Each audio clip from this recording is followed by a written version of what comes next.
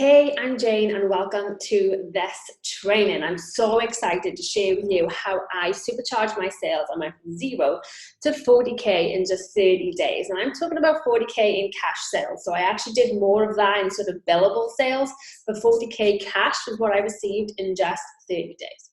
But before I dive into all the content, I just want to tell you a little bit about me and who I am so you've got an idea of who it is that you're listening to.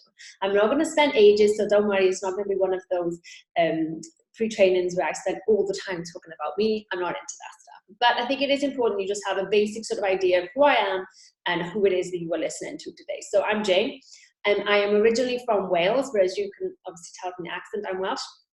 But I actually now live in Lanzarote, although I spend a lot of my time traveling around the world, speaking at different engagements and just traveling in general because I'm a bit of a travelaholic. I took 9 holidays with my family last year. But yeah, I currently live in sunny Lanzarote. So back in August 2019, I picked my family up and we moved thousands of miles away to live on an island.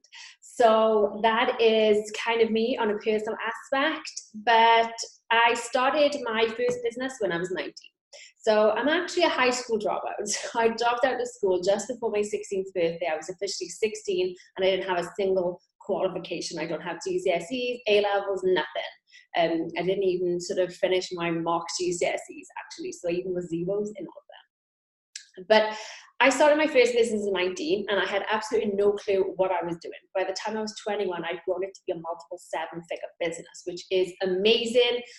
But a couple of years later, fast forward to 2013, and I absolutely hated what I built. I hated my business, I hated my life, and I didn't have any of the things that I wanted. I didn't have freedom. I might have had some material stuff, but I didn't have the life or business that I really wanted. And so I essentially burnt it all to the ground. So I walked away and I restarted all over again. And this time though, I decided to follow my passion. So something that I was doing on the side was through different organizations, I was helping other people build their businesses. And so in 2013, I decided that I was going to take that and I was going to turn it into my business, which is what I did. And the rest, as they say, is history. So even though right now, I still have other businesses. So to date, as I'm recording this, I actually have 5 businesses in total, but most of them are actually run by staff and everything. So the only one that I'm actually hands-on, really kind of do myself, is my coaching business. So I'm a high-end sales coach and I specialize in helping service-based business owners and coaches really leverage the time whilst drastically increasing their income to 5- and 6-figure months through high-end selling. My goal is to help them really live limitlessly, and I hope that's obviously why you are here with me today. So today I'm going to be talking to you about how I was able to go from 0 to 40K in under 30 days. So I actually did it without paid ads because I know some of you skeptics might be sitting there thinking, well, she had a really successful business, so she probably had tons of things that she could just kind of put in and drive all these ads and things, but I didn't, and I actually didn't take that approach to things. I actually spent 6 months in 2013 having launched my coaching business, and I didn't make a single sale. Not a single sale. I tried to sell goodness knows how many different online courses. I had funnels coming out of my ears. I had a freebie for almost everything, and still I wasn't making sales. Until I decided to go back to what I knew I was absolutely good at and leverage the high-end model. The high-end model enabled me to go from 0 to 40K in cash sales in that 30 days. And it's something that I've gone on to help clients with. So actually further on, I went from 0 to 100K cash. Obviously, I build more in under 6 months. And these are things and steps that I'm going to be talking about you today that I also take clients through and help them achieve similar, same, or even bigger results. So the first thing is niching down is really important. And now you might be somebody who's listened to this thinking, oh, I've heard all of this before. You need to have an ideal client and blah, blah, blah, blah. But this is the thing. An ideal client and your niche are not the same thing. Just like your niche isn't the same thing as the target market. And I think this is where people kind of get a bit confused, right? So they'll say, well, this is my ideal client. And it's like, cool, but that's not your niche. And then if you don't have all 3 different things, you don't have the focus and the clarity. And without the focus and clarity, you're not going to stand out online, which is one of the main reasons why you need to niche down.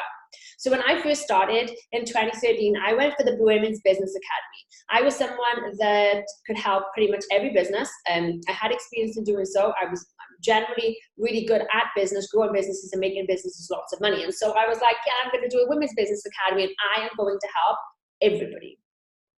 Wrong. whilst I could help everybody, and I still could if I wanted to, it isn't the way to really grow. And it certainly isn't the way to enter the online world, position yourself and grow. If we think about anybody who's ever come online and grown quickly or made a name for themselves, they will all have started in a specific niche. Why? Because by starting in a specific niche, you suddenly become a big fish in a little pond. Whereas when you try to take my approach, which was the Women's Business Academy, you actually end up being a little fish in a very, very, very big pond. And all you do is blend into all the background noise. So you want to try and be that big fish in a little pond. And a lot of people will say, well, surely that sort of diminishes the amount of people that I can work with. Surely it shortens the amount of sales that I can make. Wrong.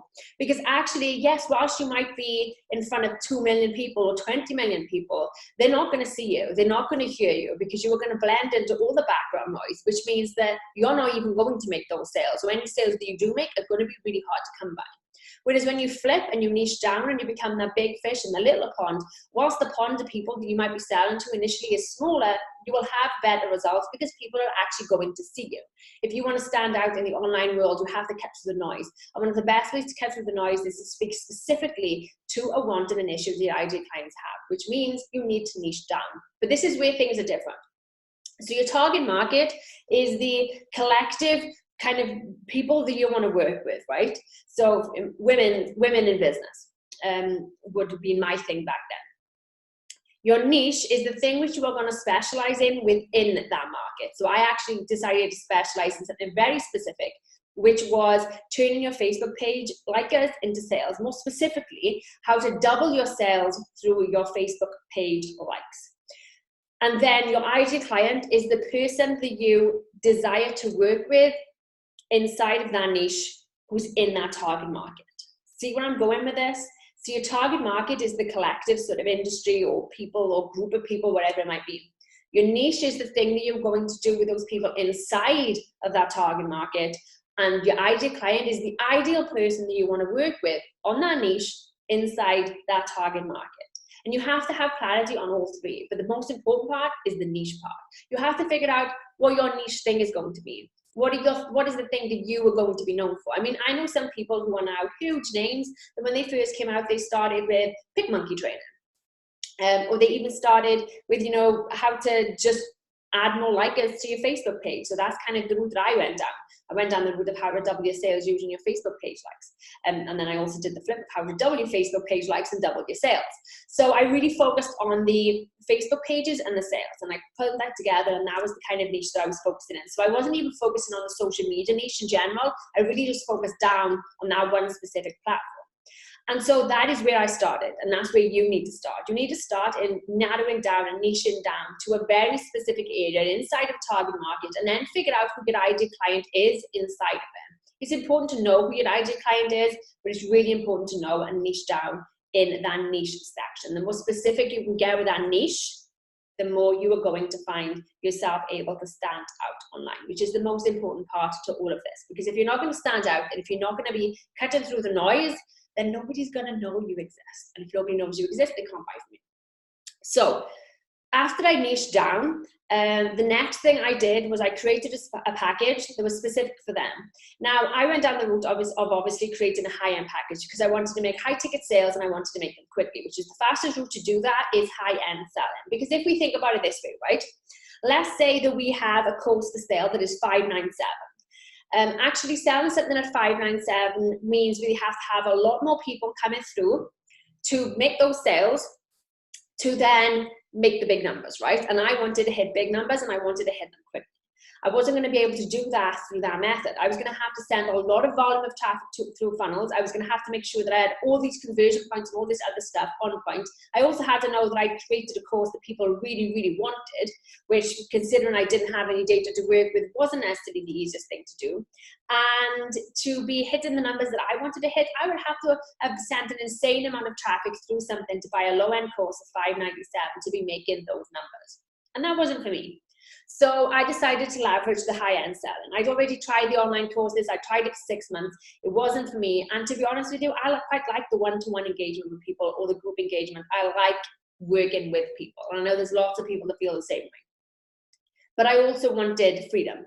I also wanted more freedom than I had previously. I wasn't willing to fall into the same trap that I did in my first business in the events and wedding sector, which was end up with no time at all. I wanted free time. And so when I was thinking about the packages and the high-end packages, it really suited me because high-end enabled me to make bank big and quickly. It also meant that I didn't have to get in front of a whole heap of people. I didn't have to have all this data on conversions and be creating all these funnels. And also, I was going to be able to really leverage my time. So I put together a high-end package that was 4K in price, and it was at a specific result that my ideal clients desired. Now, this is something for you to kind of focus on and be really sort of mindful of. When it comes to creating the package, you have to make sure that you are creating it from the want that your ideal client has. So you have to be thinking of what is the want that ideal clients have that means that this is going to be that valuable to them. Now, when I talk about high-end selling, I'm not going to kind of like imprint on you what that means. So for some people, it could be selling something 2.5K. I mean, I've got clients that sell 200K packages, 50K packages, 10K packages, 5K packages. There's all sorts of different things in between. If high-end to you is 2.5K right now, then so be it, right? I'm not going to dictate the price. But the point is, having something where you're going to sell something at quite a large chunk of money cost means that you can leverage your time whilst also drastically making, increasing income and supercharging the sales that you're making. But you have to be making sure that the package is focused and positioned towards the want, the valuable want that your ideal clients actually desire right now. It can't be selling a service. You're not going to create a high-end package that is just coaching or just service or just virtual assistant, whatever it is that you do. Much like niching down, your package has to niche down in the same way. So if you want to sell a high-end package, you have to make sure that the result is worth the value that you are asking for. So, and lots of people tend to get a bit hung up on this. So they think that this is only available for business coaches. Wrong. They think it's only available for people who offer a financial return. Wrong. People value lots of different things in their life, right? They don't just value money. They value time, they value relationships, they value this sort of spirituality, religion, health and wellness. There's loads of different things in people's lives that they actually value. And so when you're thinking about, am I valuable to sell these type of things? The answer is yes. You're probably way more valuable than you think. Take a think about what you help people do, change, achieve, or get. And then think about how that changes in their life. What does it impact in their life? Because when we're talking about sort of change and value, it isn't just about the initial thing that you see, right? It's also about what else kind of happens. So if somebody feels healthier in themselves, do they have a better, does it affect their relationships? Does it affect, how much time they have? Do they sleep better? Do they feel more connected? And so actually, when we kind of dig down a little and we really look at the impact that our work does, whether you're in the service industry, whether you're an expert, whether you're a coach, you'll find that actually if you look outside of just the immediate and you ask yourself the question of, well, how does this change to someone? Or by doing this, what happens to someone? You see that a lot more sort of things open up. So you're valuable in so many different ways, so many different people. But you have to make sure that the package you put together is specifically catered towards that valuable one. And it can't be a want for 6 months' time. It can't be a want that they don't even know exists. There has to be a want that they have right now. Is that old saying, right? And you don't sell the airplane, you sell where the airplane is going, right? You sell the sandy beaches, you sell the freedom, you sell the luxury, you sell all those things. You sell where the plane is going. You don't sell the plane itself. And it's the exact same thing with your services, coaching, or expertise. Whatever it is that you do, you create a high-end package that is focused around the result, the want that that person desires, the thing that you can help them do, achieve, change, or get. That is the focus of your package. So if you put the package together with that focus, then it means you're creating something that people actually want. Now, another thing that tends to come up when it comes to this type of thing is people actually put too much into the package. And the problem with this is when you do that, the package loses its value. One of the key things when people are deciding whether they're going to buy something is the question of, do I value this or not? Right? And so if you are putting everything in the kitchen sink in there, the answer is probably going to be no.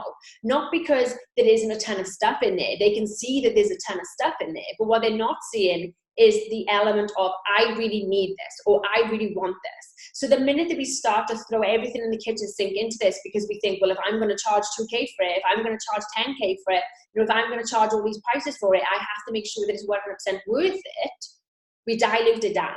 You know, I've seen people put champagne dinners and helicopter rides and yacht weekends and all sorts of things in their packages because they've gone, I need to make something high end. I need to make it really worth it. So I'm going to throw everything I possibly do into this package, and I'm going to add this, and I'm going to add that, and I'm going to add the gold bar, because if I add all those things, not only will it look really full, but it'll look really luxurious and high end as well.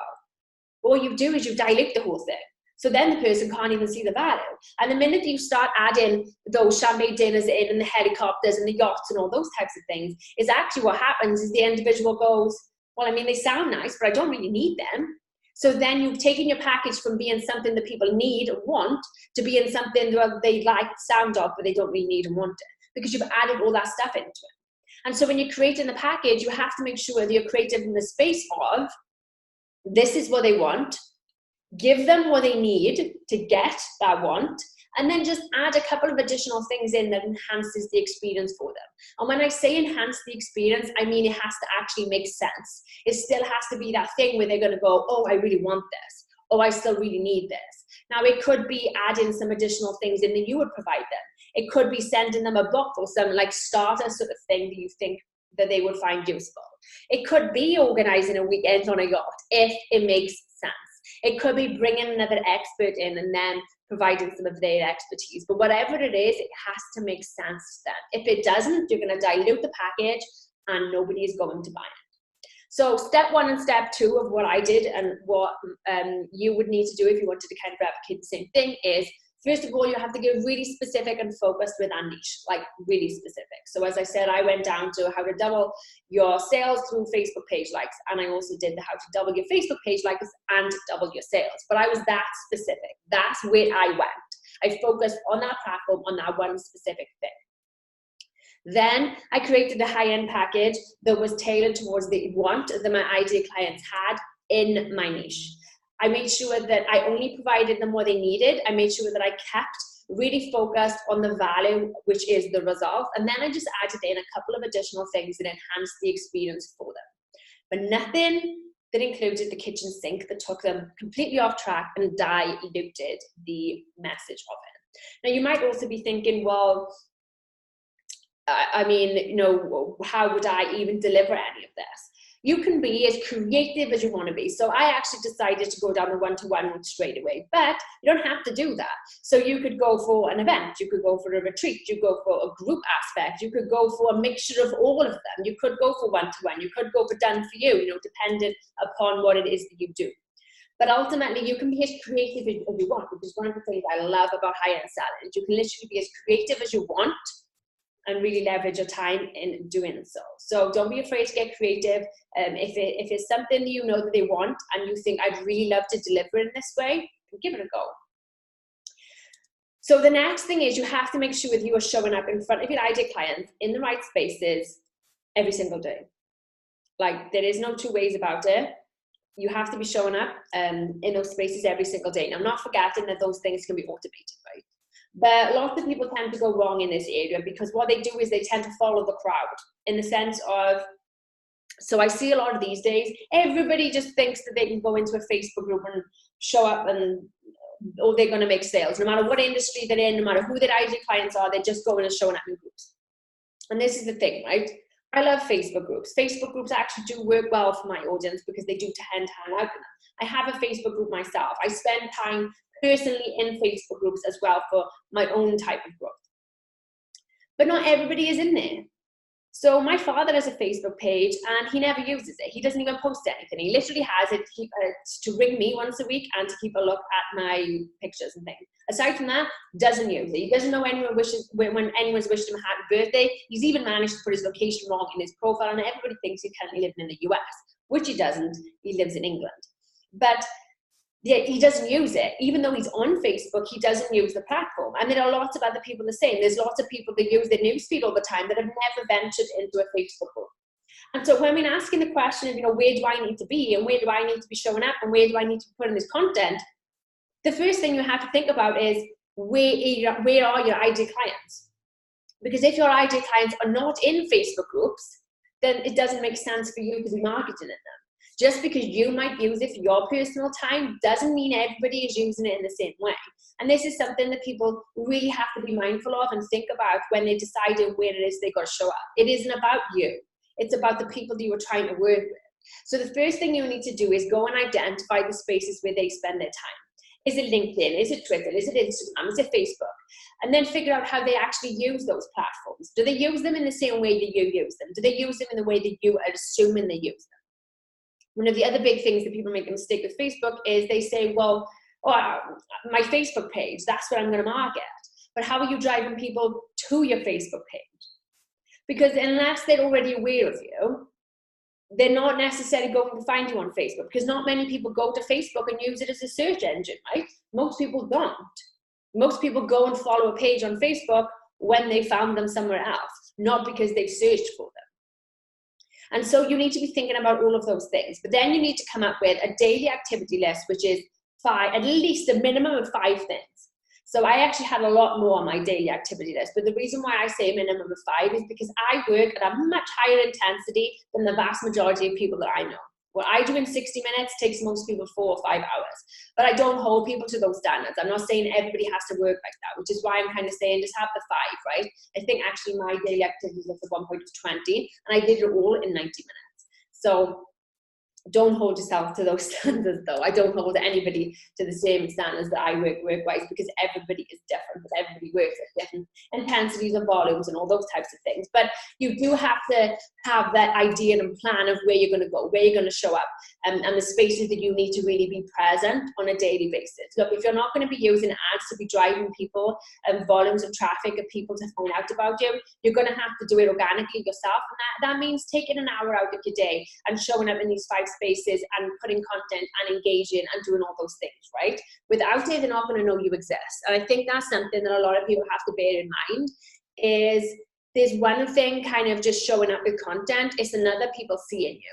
And people are going to see you when you see them. People are going to see you when you engage with them. People are going to see you when you make an effort with them. When you don't expect them to do it in return. So you do have to come up with like a 5, 10 maximum for most people sort of list where places they're going to show up every day with content, but also places that they're going to engage. So you want to, on a daily basis, be doing the following. You want to be engaging, positioning yourself as an expert in your field, building know, like, and trust factor, and also selling. Yes, I said you need to sell every single day. I'm going to get to that in a second. So engaging, obviously, could be you posting stuff. It could be you going and engaging with people that you know is your ideal client in the spaces where they hang out. It could be forums, it could be Twitter, hashtags, it could be Instagram. It could be any of these different places. In Instagram, you can actually, if you identify sort of 10 people as an ideal client of yours, you can actually bookmark their profiles, and then you can just go and engage with them every single day. That is a really neat trick that actually works. You could go to Facebook groups if your ideal clients are in them, and you can use the search bar in those Facebook groups to see if there's anybody who's posted anything relevant that day that you would be able to help and engage with. So there's lots of little tools on the different platforms that you can use to kind of like be more productive when it comes to this engagement stuff. But you need to be engaging on a daily basis. Where you do it depends entirely on your ideal client. Then you need to position yourself as the expert.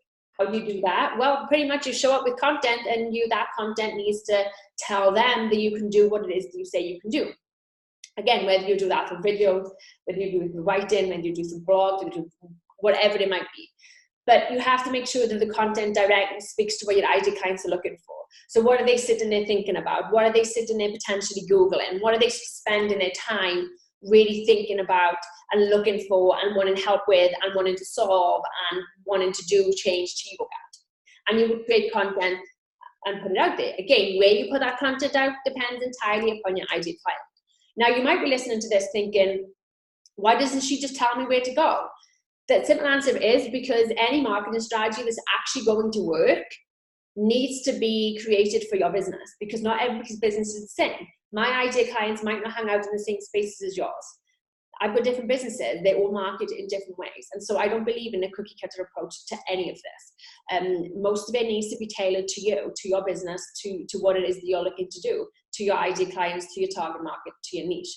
Because there is no one size fits all. It has to be changed. So no, I'm not going to tell you where to go, but I'm going to tell you that you need to figure out where you need to go by figuring out that niche in your IT clients and really knowing where they are, where you're going to be able to get in front of them and really maximize your exposure.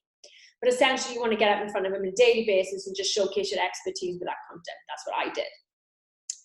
Then you need to build the know, like, and trust factor. Now, for me, I actually shared a lot of things that I achieved story-wise. So I used my own personal sort of story and my own personal successes, and I talked about them. I also talked about my failures as well, because people do resonate with that. Nobody builds a business overnight perfectly. Even though I had massive success in a short space of time, plenty of things went wrong and plenty of things didn't work out. So I talked about them. And I also sort of made sure that I was giving people the opportunity to get to know me as a person and not just my business, because obviously the industry that I'm in, people aren't just choosing you based on your expertise, right? They're choosing you whether they like you as a person. So that was the type of content I used to build know, like, and trust factor. The type of content you might use might be, again, different. You can obviously use social proof if you already have it. You can use testimonials if you already have it. Those are things that help in that space. And then you also want to be asking for the sale every single day. So I find this an interesting one. Lots of people will say things like, well, lots of people make nice comments, but none of them are buying from me. Or, I'm just going to spend 6 months giving out all this free stuff, building value, and then I'm going to make sales. Well, I call bullshit on it for a couple of reasons. First of all, it is your responsibility to ensure that people know that they can buy from you. It isn't their responsibility to have to go and jump through hoops and jump through all this stuff to figure it out. It's your responsibility to make sure that it's in front of them and they have no doubt in their mind they can buy from you. When did it become the responsibility of someone else, the buyer? You don't go into Tesco or Walmart or whatever you might have in your country and have to go up to the counter with nothing behind them and have to ask them what they have to sell that day. No. The consumer is about speed, right? That's why we've gone from signing checks at the counter to just being able to tap our watches or our phone. It is about speed. And part of that speed is making sure they damn well know that they can buy from you. So should you be asking for the sale every single day? Yes, you should. And the reason why building value for 6 months before you actually sell anything isn't a very good approach to take is because actually what you're doing is you're training them into thinking to only expect free stuff from you. So the big danger with that is that when you do ask for the sale, they'll go, oh my God, you want me to buy something? Like, you just keep giving me free stuff. Why are you suddenly asking me to buy something? It's like they will have zoned out because you'll have trained them out of thinking that there's a next step. They'll always think it's just free stuff you're giving. So it actually doesn't have the effect of building tons of value to the point where people want to buy from you. And actually, it's funny because I can remember speaking to someone before who was talking about this topic, and they were like, I built all this value, and then I found out that someone who'd been saying that, how helpful and everything I was had gone and bought from someone else. And it's like, yeah, because while you opened the door and you said to them, their mind whirling, and they were thinking, oh yeah, maybe I do need help with this. You didn't ask for the sale. So you opened their mind to the fact that they needed help, and then they went off to the person that was asking for the sale and bought. So doing that doesn't necessarily work. So you need to be asking for the sale every single day in some way, shape, or form. Whether that is through sort of, saying that you've got something available, whether it is from an actual sales post, it doesn't really matter. But you need to be asking for the sale every single day so people know that they can take the next step with you, however that looks. So that's the kind of like daily thing you need to do. You need to be showing up in spaces in front of them every single day, marketing your expertise, marketing your services, make sure that you're putting content that really speaks to positioning you as the expert, engaging, building know, like, and trust factor, and also asking for the sale. And one of the most important parts of that is the engagement, by the way. You'll be amazed at how many sales you can make just by engaging with people, just by talking to them. I think it's really underrated, actually. I really think it's underrated how valuable just engaging with someone is. So that was the next thing I did. The other thing that I did was I leveraged collaborations. Now, if somebody was to ask me, what is the single thing that I would say to someone that they need to do if they want to supercharge their results in a short space of time, I would say collaborate. And there's a couple of reasons why. So collaborations will enable me to go from 0 to over 1,000 people on my mailing list in under 4 weeks.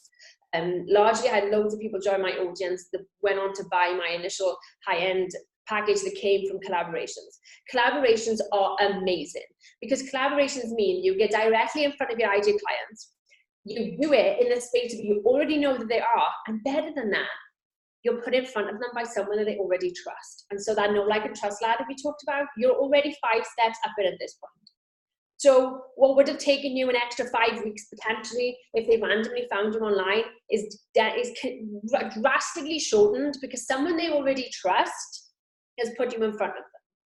Whether that's in a giveaway, whether it's in a video, an interview, a guest blog post, and you going in a group maybe and being an expert or whatever it might be, instantly they trust you more because you've been put in front of them by someone they already trust. Like, collaborations are huge. I say, if somebody was to say just choose one thing, I'd say collaborate. Collaborate every single day of the week if that was your only option. You'll grow your audience and you'll do it full of people that are your ideal clients but also trust you.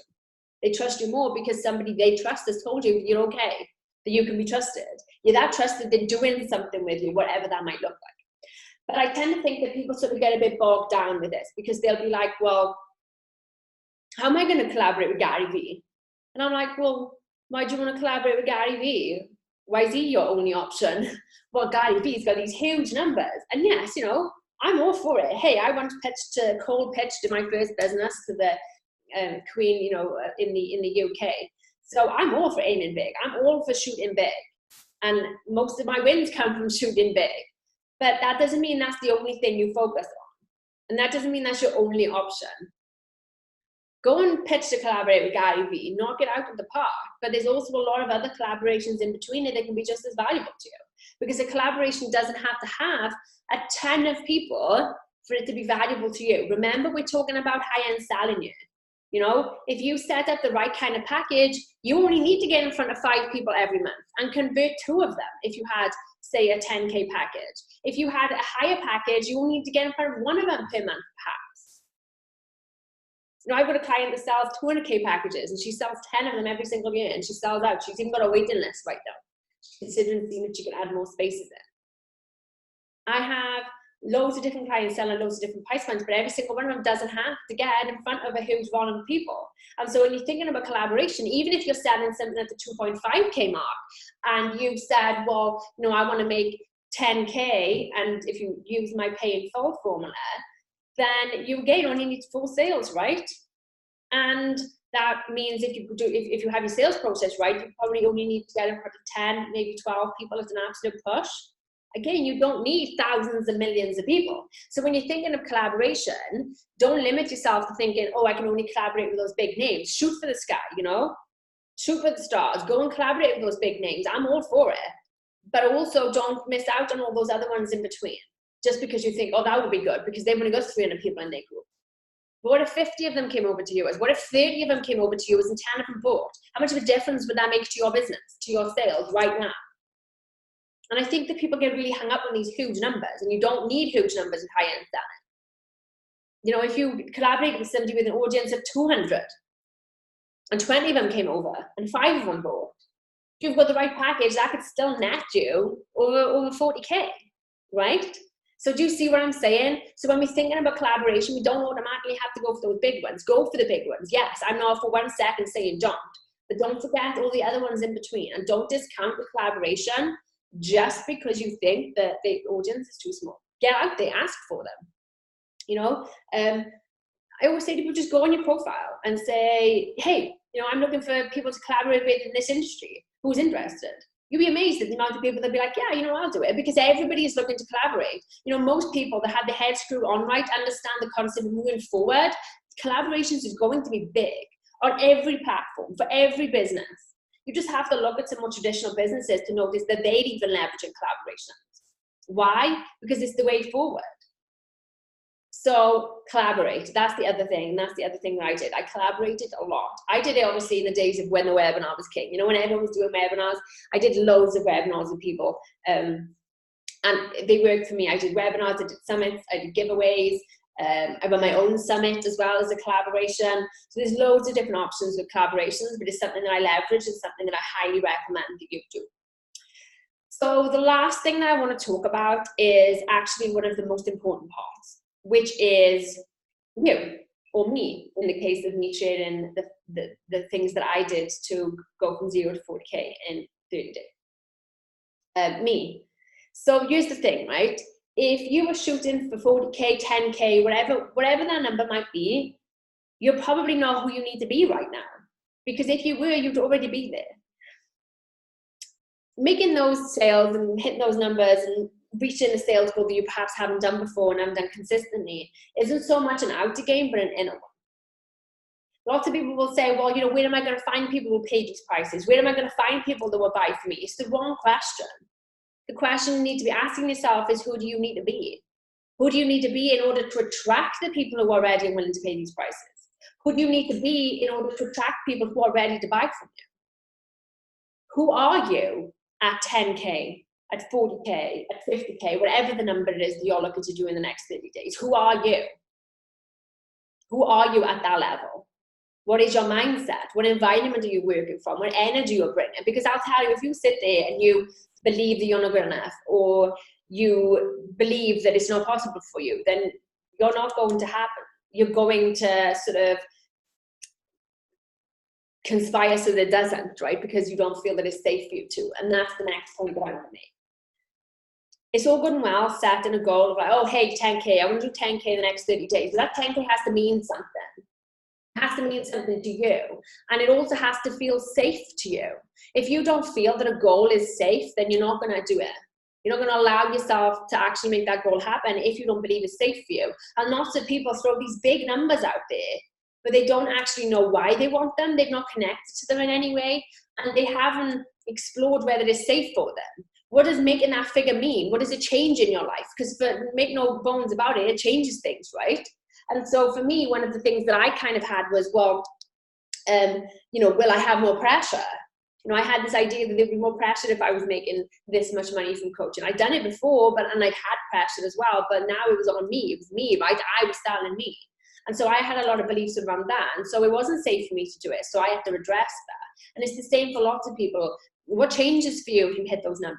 But those numbers have to mean something. Those numbers have to mean something to you. You have to connect in with, why do I want this? And you also have to make it a non-negotiable. What would making that goal non-negotiable look like? What does acting from the space of it's a done deal mean that you do right now? What would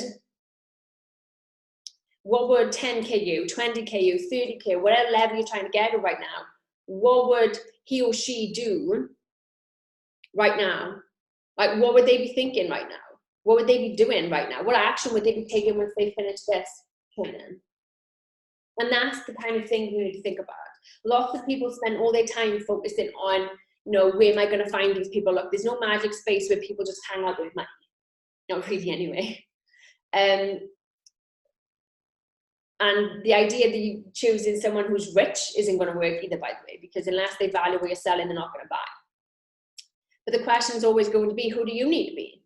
Who do you need to be to show up at this level? Who do you need to be to make those sales? Who do you need to be to attract those people in?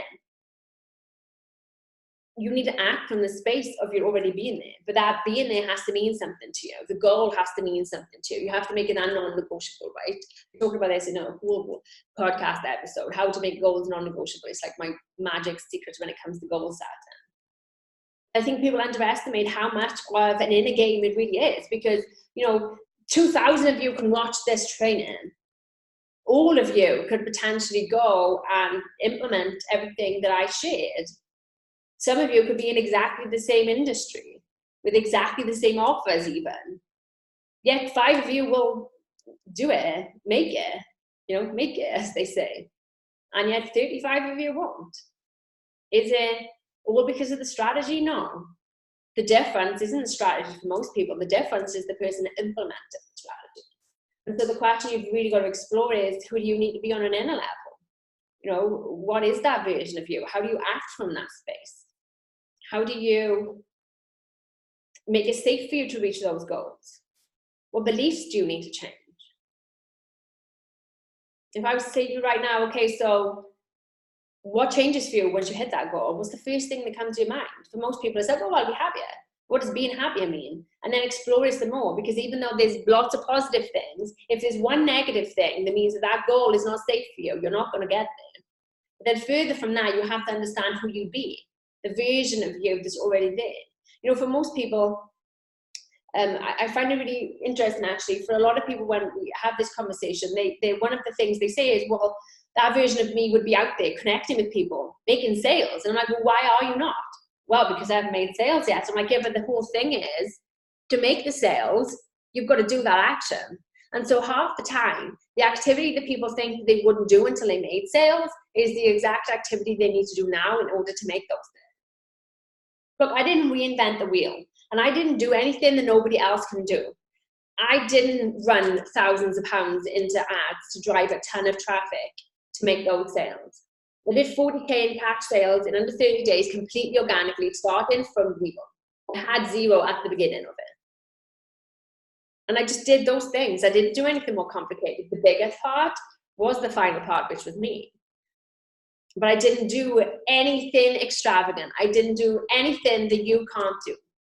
I just followed those steps. Be really specific, be really focused within niche. Create a package that is valuable, that is specifically tailored towards the ones the IG clients have. Have a strategy that means you show up in front of them every single day and you ask for the sale. Collaborate and make sure it's a done deal on the inner level, and then you understand who you would be, and then act from that space so you're showing up as the person who effortlessly attracts people in. And that is it. Nothing you can't do. And that's kind of what I kind of want you to think about, is this is possible for everybody and anybody. There are people out there right now celebrating having done it. The question is, are you going to take the action to do it? And sometimes that kind of calls us to call ourselves out on our own bullshit, right? Because, hey, if other people can, then you can too. And if I can, then you definitely can. So I hope you've learned something from today's training. I hope there was something in there that sparked something in you, lit the light bulb, or whatever it is that you want to describe it as. And I hope you go and you take some steps moving forward. If you have any questions, feel free to email me, j@janebakercoach.com. I'll happily answer them for you. Or you can come over to one of my social media platforms, Jane Baker Biz on all of them, and ask me there. Also, I would love to invite you to schedule yourself a free call with me. During the free call, we will identify how you could be hitting your sales goals in the next 30 to 90 days. It's a free call, no strings attached to it. I will genuinely help you during that free call. If you'd like one of them, then you can head over to my website where you can find some more information. So have an amazing rest of the day wherever you may be in the world. And remember that you absolutely can do this. Everybody can live limitlessly if they choose to take the action. Bye for now.